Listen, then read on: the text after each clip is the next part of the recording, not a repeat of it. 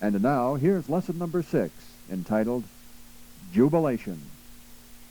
If you were told that you had the power to make one change, one adjustment in your life, and in so doing, you could achieve any dream, any desired goal that has come into your mind or your heart, would you make that change? Would you make that adjustment? Would you? If you were told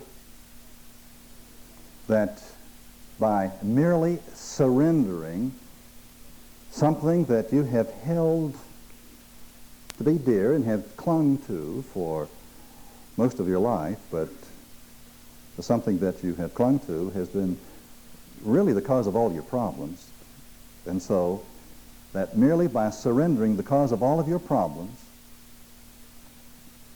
and then making the choice to readjust your thinking, and in so doing that you would become the person that you've always dreamed of being, would you do it? Now you're sure that you would do it. Okay? We'll find out in a moment. The thing that you will be asked to surrender is your suffering. Are you willing to surrender your suffering? Are you willing to stop being a pain factory? Not only the pain that you impose upon yourself. You see, we manufacture all of our pain inside ourselves. It does not come to us from the outside. We have thought that people brought it to us in wheelbarrow loads. We manufacture it ourselves. Are you willing to surrender your suffering?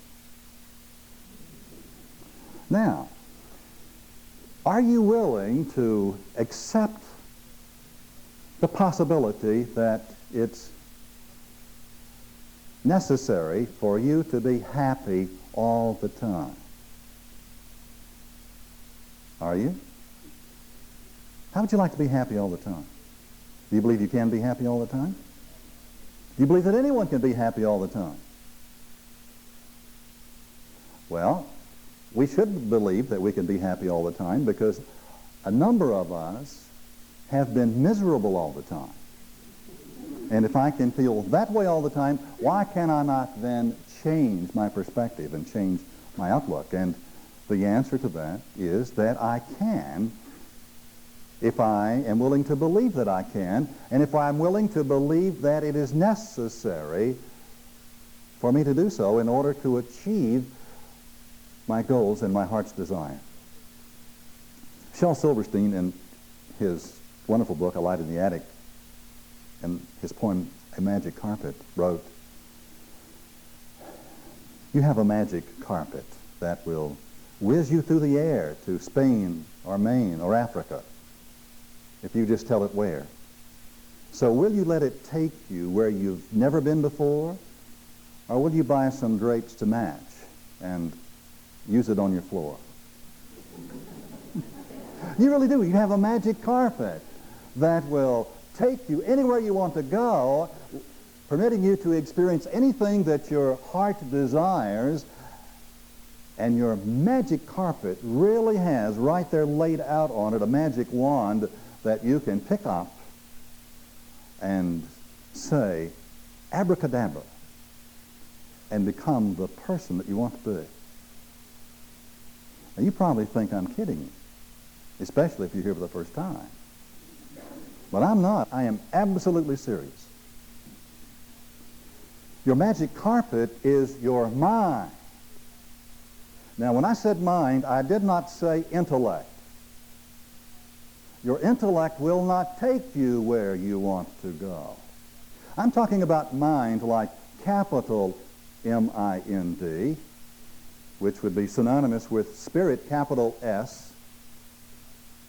It would be synonymous with mind, the Christ mind, the mind of God that is in us all, and as a matter of fact is us all. Mind is not something that's in me, it's something that I am. It is what I am. And the mind that I am is so infinitely powerful that it reproduces, as my experience, what I have come to believe myself to be. Isn't that incredible? If I can change what I believe about myself and my life and my world and the people around me, then there will be an equivalent change in myself and my life and my world and the people around me. Now, this does not mean that all the people around me will change. Ralph may not want to change. Ralph may disappear. Not from the earth, but from my life. Oh, this magic carpet, this fabulous part of us that is capable of taking us and helping us to experience those things that our hearts desire. But how can this be? Well, a moment ago I equated mind as something infinite, and it is something more powerful than you or perhaps I have yet experienced. If what I say is true, how can my life therefore be as imperfect as it is? If perfection lies within me, if there's truly an imprisoned splendor within me, why have I not performed at a higher level? Why have I not demonstrated the world around me that more closely approximates what my dreams have said that my life can be? And it really is very simple to understand. This mind that I am has not yet come to believe or to know that it really exists. Therefore, we have been looking beyond ourselves. We've been looking at the world around us and the people around us. We have been looking at our lives to come to us from the outside, happiness to be found in persons and conditions and circumstances. And could this be what the ancients have said and our scriptures have told us, that you shall have no other gods before me? Meaning that we will not find what we seek in other persons or in circumstances. We cannot experience what we are looking for until we become what we've been created to be. And what is this thing that we have been created to be? In the book that was written around the turn of the century by a physician by the name of Buck, the book entitled Cosmic Consciousness, there's a chapter that's devoted to some words about the passage from self-consciousness to cosmic consciousness. And self-consciousness would be the awareness of life that most of us experience on a day-to-day basis. Our ordinary consciousness is self-consciousness. And self-consciousness is really the realm of the intellect. In self-consciousness, we see ourselves separated from the rest of the world. We have no sense of wholeness. We see things as being fractured or divided. Self-consciousness has a God that is out there somewhere, a God that's very difficult to contact, and usually a God that's anthropomorphic, or in other words, made in the form, the shape of a person. The self-conscious mind is the mind of labels. We label ourselves as male and female, black and white, young and old, and also we have ethnic labels. And in or with our ethnic labels, we describe to ourselves how we really are. But those are only labels and really have nothing to do with us. And that's the result of this self-conscious self of us. Are you willing to believe that there is another self in us, in each of us, a higher self, that does not think, it does not need to think? This higher self of us already possesses all the knowledge that exists. It does not think, it knows. And more than just knowing, this higher self of us has the ability to reproduce for us, in us and around us, all the things that it knows. It's not only a mind of knowledge and wisdom, but it's also a mind of power. It is a creative mind. It can reform us. It can reshape us. It can transform us when experienced, when believed in, when touched. Well, back to cosmic consciousness and the chapter that's entitled The Passage from Self to Cosmic Consciousness. This would be an account of a person who had such an experience. At the same instant, he or she, as it were, is bathed in an emotion of joy, assurance, triumph, salvation. If I should read to you more from that passage, you would discover that the primary motive, the primary emotion of this higher self is joy. But more than joy, it's like ecstasy. It's like feeling so good that you can't stand it. It is a love of life. It is the feeling in which there is no diminishment, no sadness. The last word, or salvation, is not strictly correct if taken in its ordinary sense, for the feeling, when fully developed, is not that a particular act of salvation is effected, but that no special salvation is needed. The scheme upon which the world is built being itself sufficient. It is this ecstasy, far beyond any that belongs to the merely self-conscious life, that is our destiny. Could this be what Jesus and the other giants who have come to live their lives among us have been talking about, that this experience is ours? But only ours if we fulfill the conditions of the experience. If we fulfill the conditions, and he said that he had fulfilled the conditions, and would you believe that he gave us an outline or a system with which we too could fulfill the conditions? The first condition is the one that I told you a moment ago. It's the willingness to give up our suffering. It's the willingness to give up our anger. The purely self-conscious self is afraid not to be angry. Well, isn't it? Have you never thought that, gosh, if I really get too nice, I'm talking about really nice, why, they'll just walk right over me. Why, I'm not going to get so nice that those people can take advantage of me. I believe that. But what are the instructions? Get so nice that they can't stand it. And then go the extra mile. And if that's not enough, go beyond that. And the instruction is, do not let anything or any person in the world diminish you from that higher state of being. It doesn't matter what it is. If your right hand offends you, cut it off. If your eye, pluck it out, which is an Oriental way of saying, go to any lengths to stay out of your old normal reactions to life. Because it's our normal reactions that keep us in our self-conscious mind, which is the mind of separation, which is the mind that sees ourselves always struggling. One of the attitudes and one of the concepts of the self-conscious mind is that life is a struggle. Didn't your mama tell you that? It's a struggle, friends. And if you're not struggling, then get ready, because you will be shortly. But that's not so. That is of our human condition. This higher mind, this self in us, this mind that is in Christ, or that is the Christ, knows that life is good and that life is permanent.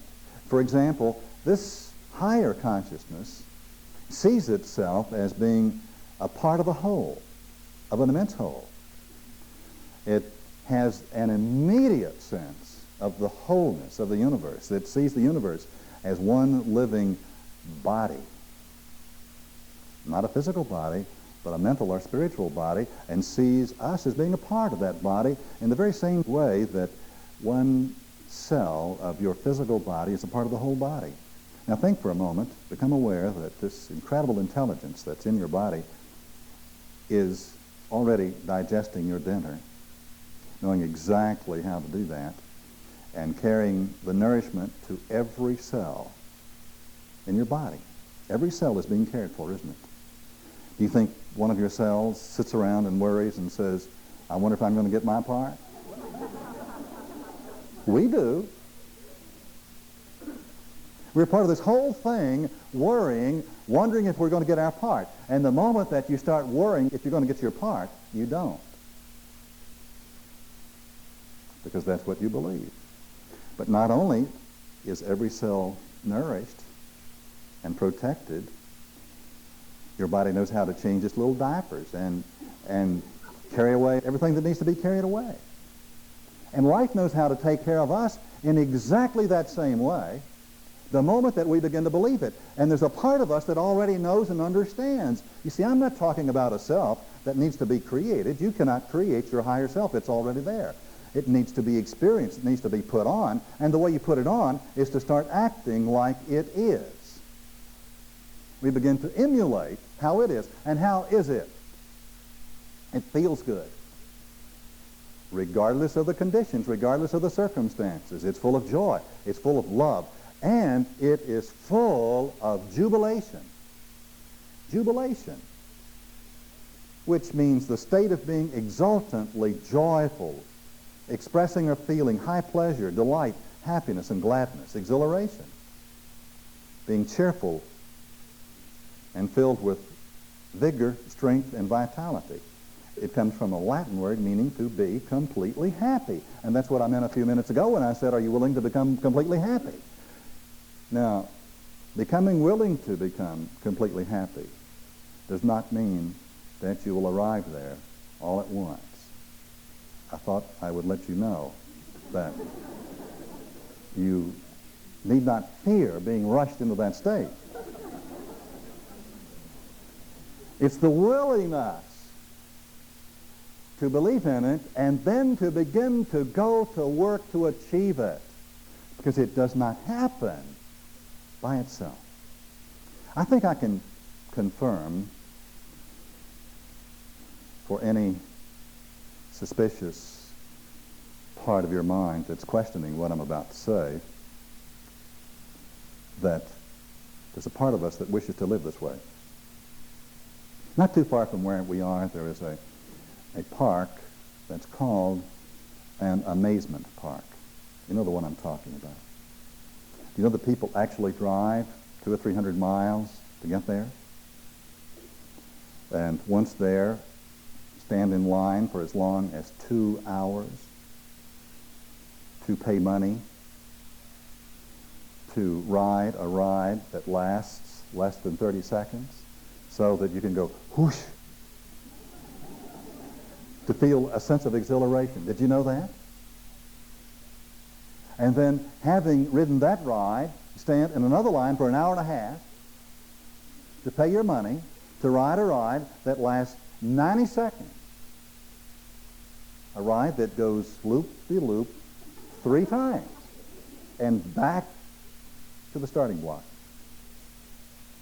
Why would we do this unless there is something in us that wants to be alive? And in our ordinary lives, we do not come alive. In our ordinary lives, we settle down. Oh, we fall in love and know that we're going to walk happily and joyously into the fading sunset. And it lasts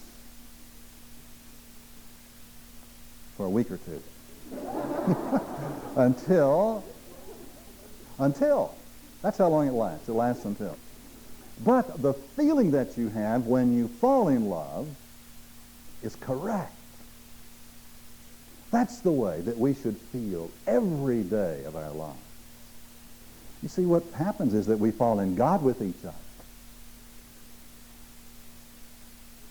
And our lives come alive, and we are filled with verve, with excitement.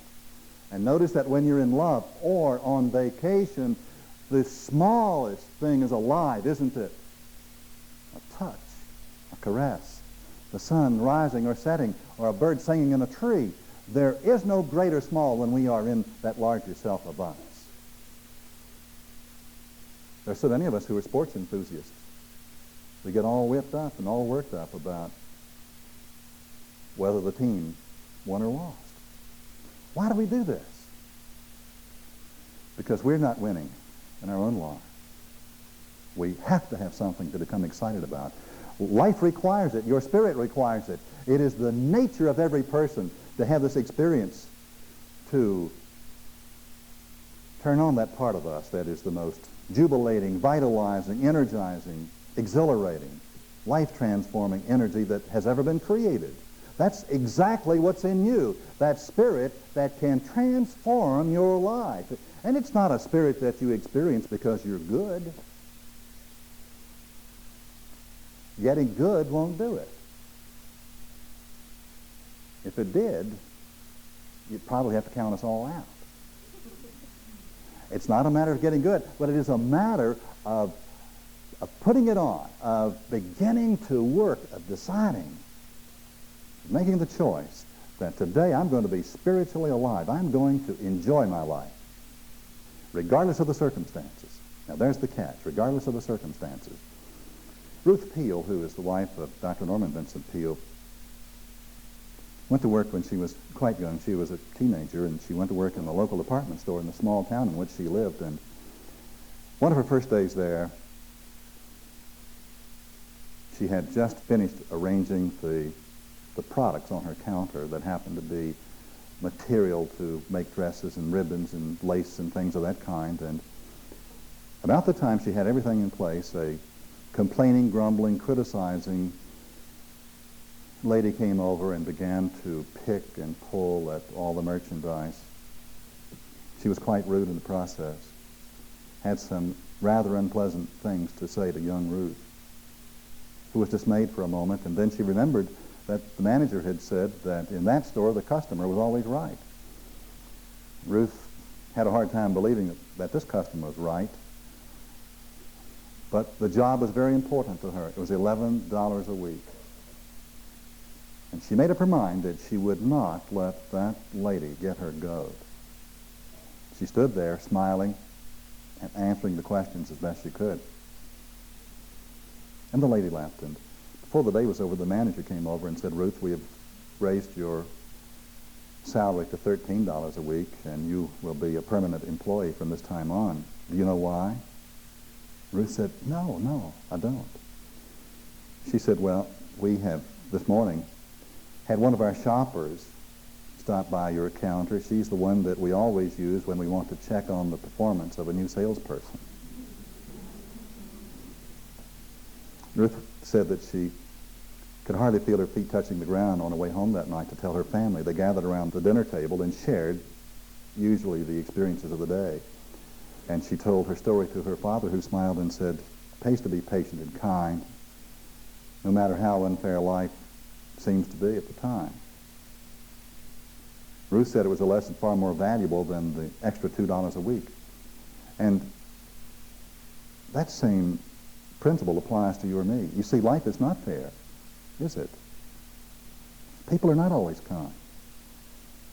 Who told you that it was going to be easy?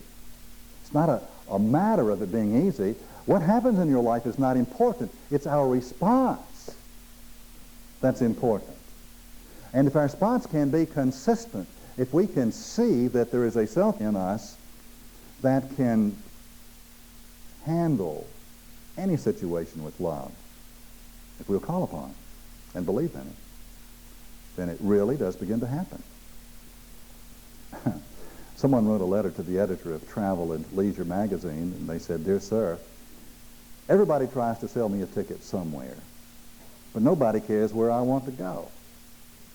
I want to go where there are a lot of girls, and it doesn't rain, and it doesn't cost too much. Where is this? Where is this?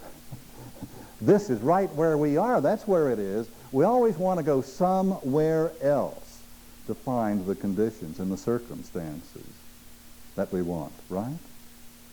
You cannot go someplace to find them. You create them where you are.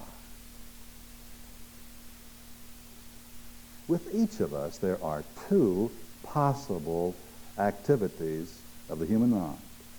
And one activity, one possible choice, one part of your mind that's always working is the objective, thinking, intellectual, decision-making part of the mind. It's the part that has ideas, the part through which ideas flow.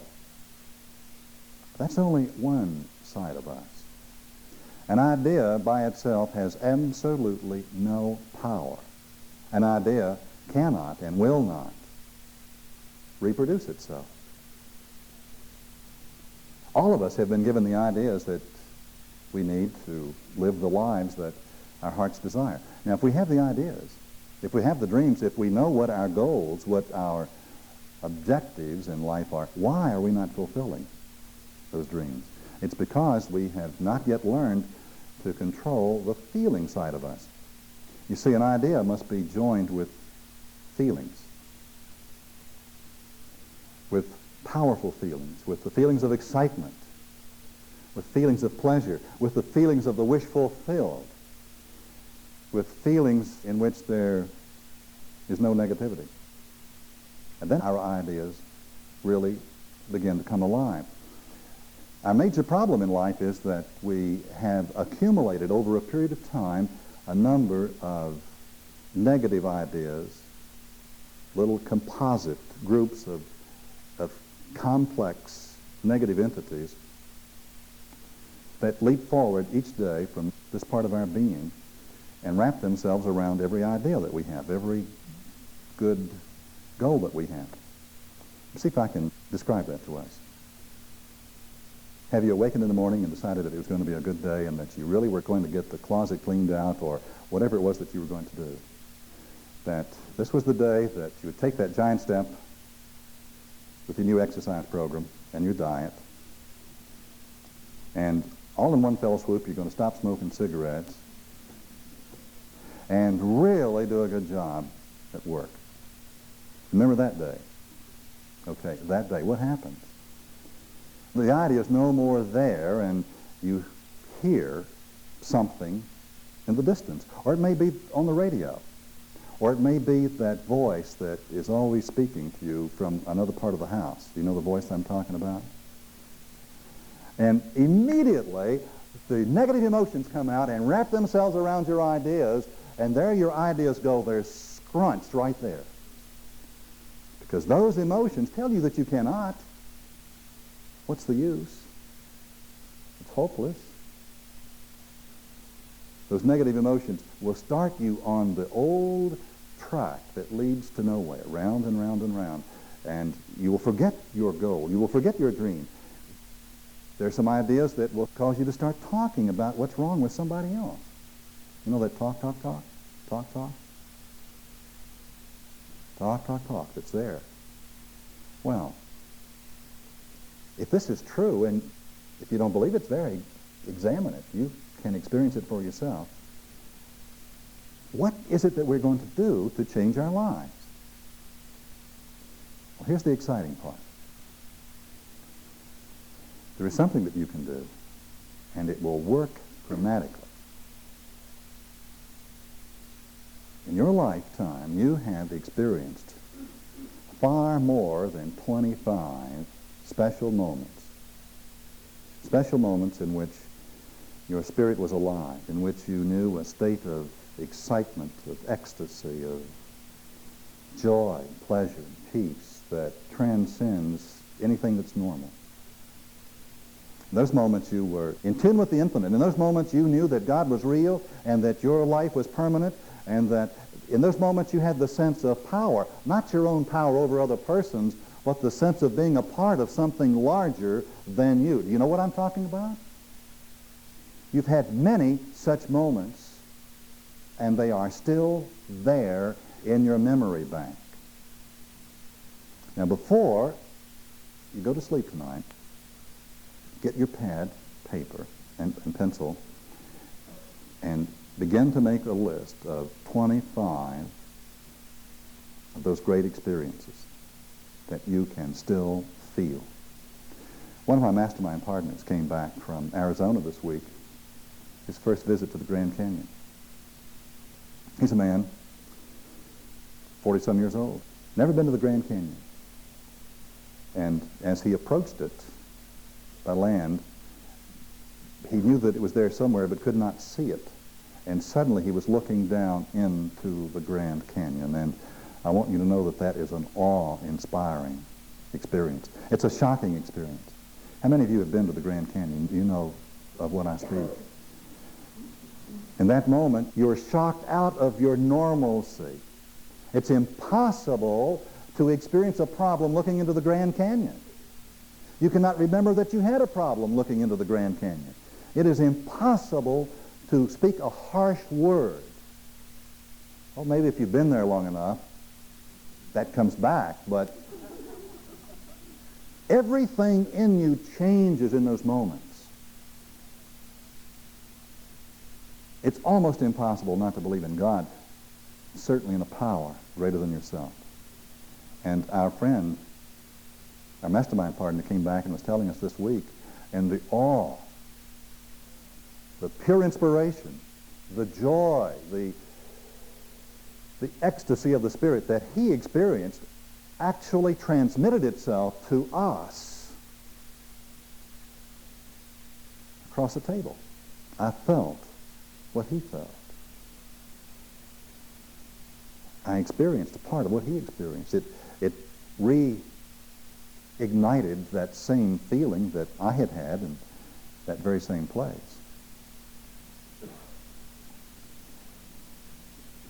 I've been watching the Olympics this week. Perhaps you have too. Moments here and there. And have you noticed that our athletes, and I don't just mean the athletes of America, but those young people from all over the world, are really not competing against each other, even those who are running in lanes side by side, but they're competing against their own best previous performance. Have you noticed that? There's no sense of competition. And in this larger self, there is no sense of competition at all. Have you also seen in the Olympics that winners turn and embrace the losers, and the losers come and rejoice with the winners? Have you seen that happen? And have you heard the language spoken that implies that when we together become caught up in such a spirit of excitement, of exultation, of joy, when we put forth our very best effort, when we give of the highest and best that's in us, surrounded by other persons who are doing the same thing, an incredible synergism takes place, and each one of us can reach farther than we ever did before, and much farther than we can by ourselves. In other words, enthusiasm and excitement begins to enhance itself and to call forth itself from other persons. And there's a serendipity that takes place. A serendipity, and by serendipity I mean that you actually begin to experience, when caught up in these feelings, that you cannot have a problem. That probably the best thing that happens to you all week is the worst problem that you had. Out of your problem comes the solution that you could not have found for some important area of your life if the problem had not been there. And all suffering begins to cease because we understand that there is no good or bad in our lives except thinking has made it so, and that in each situation is contained the seed for a miraculous solution. That we are truly caught up in an incredibly intelligent universe that surrounds us and loves us and supports us and feeds us and directs us and guides us, even if we do not believe it. As a matter of fact, especially if we do not believe it. It's absolutely remarkable. But suppose that I'm going out into my life and things aren't going right. Suppose that you run into some problems that you don't expect. What do you do? What do you do? Do we fall back on our old way of thinking? Do we fall back on our old attitudes? Do we get mad at it and kick it, or feel diminished in the presence of a person? What do we do? In that moment, you remember the 25 great feelings that you've had, and remember that you've categorized them now. It's not just enough to categorize them, but you have to begin to practice them. I'm practiced up with some of mine. I can reach over and get one and put it on my mind like you can put a record on your stereo. Okay?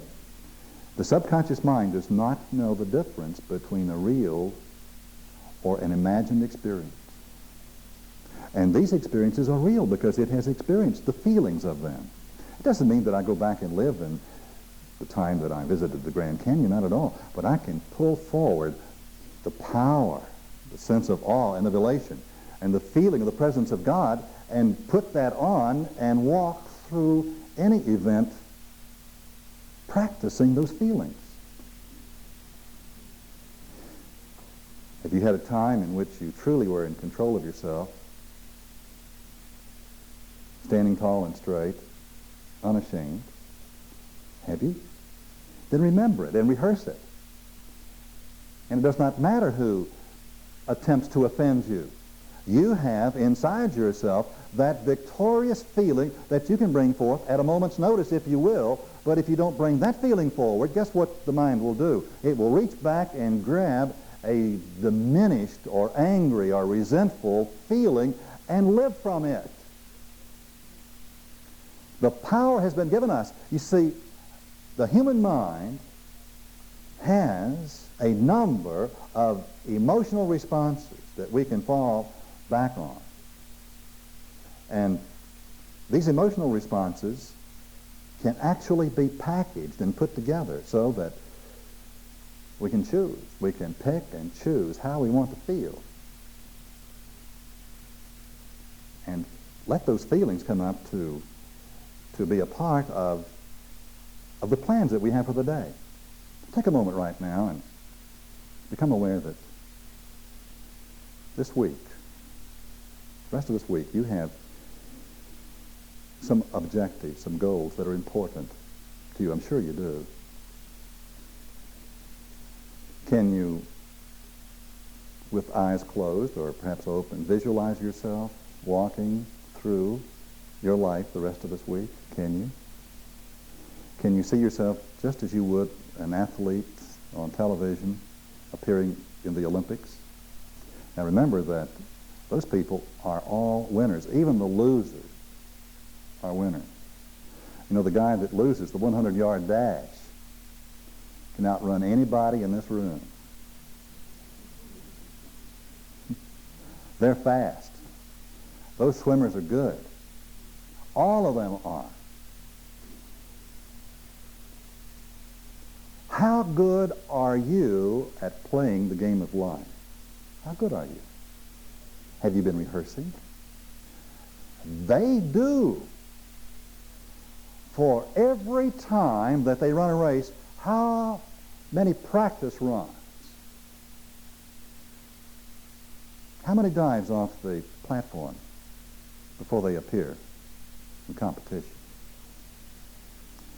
Don't you think it's equally important that you and I begin to rehearse how we want our lives to be and see ourselves in advance and feel ourselves in advance? All of the successful people who have ever walked on this planet have done exactly that. They've called upon another self, another mind that they have used to their advantage, and they have asked it to guide them and to show them the way, not just the actual moment when they walk into the experience, but to show them in advance. And your mind will do exactly that. You have within you a victorious spirit that knows precisely how you can overcome any situation, and it contains within itself all of the feelings of exhilaration and exultation and joy that you need. They're there. So, how do we put this mind on? Not by worrying. And not by fretting, but by believing, by becoming excited, by letting every day be a self-contained experience, not looking back and reacting with guilt, or looking forward and reacting with fear, by becoming aware that each moment is an event that's special. To begin to live it consciously and with excitement. Children do this. They know exactly how to do it. And could this be what the Scriptures meant when they said, except as you become as a little child? A little child. How are children happy? Filled with enthusiasm, right?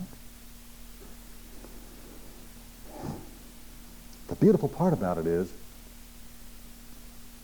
that your spirit desires it and requires it. It's the most attractive thing that you can possibly do. Why do we have to go and stand in line, pay $1.50 to ride a ride that only lasts 30 seconds when we have these natural events that have been given to us with which we can rehearse being this higher self? In the next 24 hours, are you willing to give yourself the opportunity to experience more enjoyment, more fun, and more excitement than you've had in years? Are you? I'm going to. Will you let your mind sing and your spirit soar and your feet dance? Will you? This is what happens to those giants who have come to live among us. They have felt the ecstasy of the gods, and they have walked with God. You and I must do the same thing if we would be like them. For these next 24 hours, will you not give your mind permission to stand in a corner and sulk, waiting for someone to come and make you happy? Not at all, not for one moment. Will you be the most excited, turned on person that you know all day long? Will you feel so good all day tomorrow that people will come up and say what's wrong with you? If someone doesn't say what's wrong with you tomorrow, you haven't done it yet. You have to start all over. If they don't look at you strangely like, are you on something? For the next 24 hours, will you practice the presence of God as you understand God, believing that you're part of a whole, and that life is good, and that your destiny is secure, and that everything is working for your advantage? Will you believe that? Doesn't make any difference what's happening. You will pretend that it's working for your advantage, will you? For 24 hours. And no matter what they say to you, will you smile back and say something nice? Will you do it? I promise you I'm going to do it. For these next 24 hours, you and I will make the world a better place. Is that true? Then you're a giant. If you can do it for one day, you can do it for two. And in time, the world will beat a path to your door. That's the way it really is.